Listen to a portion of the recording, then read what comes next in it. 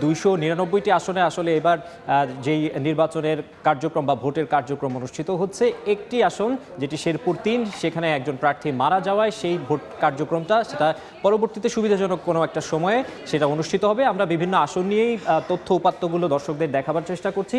আমরা আরও একটি আসন নিয়ে কথা বলতে চাই। আমরা হচ্ছে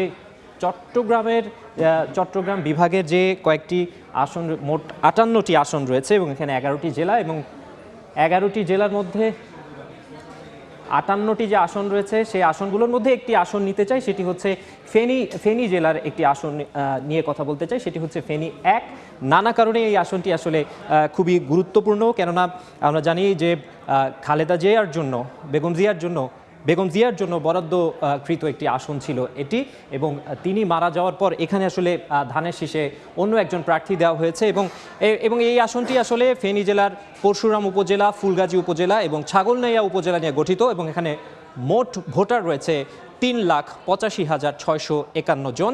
পুরুষ ভোটার রয়েছে 1,98,759 জন। নারী ভোটার রয়েছে 1,86,890 জন। তৃতীয় লিঙ্গের 3 জন ভোটার রয়েছে, এবং পোস্টাল ভোট রয়েছে 11,221টি, এবং মোট প্রার্থী এখানে রয়েছে 7 জন। তবে যেটি এবার মানে সবগুলো আসলেই যেমনটা দেখা যাচ্ছে, আসলে বিএনপি সমর্থিত প্রার্থী, বিএনপির প্রার্থী কিংবা ওই জোটের প্রার্থীর সঙ্গে 11 দলীয় জোট বা জামাতে ইসলামের প্রার্থীদের একটা হাড্ডাহাড্ডি লড়াইয়ের আভাস পাওয়া যাচ্ছে। এখানেও কিন্তু তেমনই একটা বিষয় আমরা দেখতে পাচ্ছি। এখানে যেটা একটু আগে বলছিলাম যে খালেদা জিয়ার জন্য বরাদ্দ যেই আসনটি ছিল, তিনি মারা যাবার পর এখানে আসলে তারা যেই রফিকুল আলম মজনু, তাকে আসলে এখানে প্রার্থী করেছেন, এবং তিনি ঢাকা মহানগর দক্ষিণ বিএনপির আহ্বায়ক এবং প্রথমবারের মতো জাতীয় সংসদ নির্বাচনে প্রতিদ্বন্দ্বিতা করছেন। পেশায় তিনি ব্যবসায়ী, এবং যেটা বিষয় হচ্ছে যে তিনি একজন বেশ অ্যাক্টিভ রাজনীতিবিদ।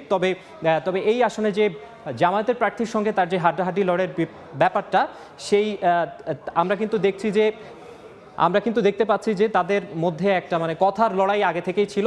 প্রতিশ্রুতির ফুলঝুরি দুইজনই, তাদের নির্বাচনী যে প্রতিশ্রুতি, সেটা কিন্তু তাদের যে ভোটার রয়েছে সেই ভোটারদের কাছে কিন্তু তারা সেই প্রতিশ্রুতি দিয়েছেন,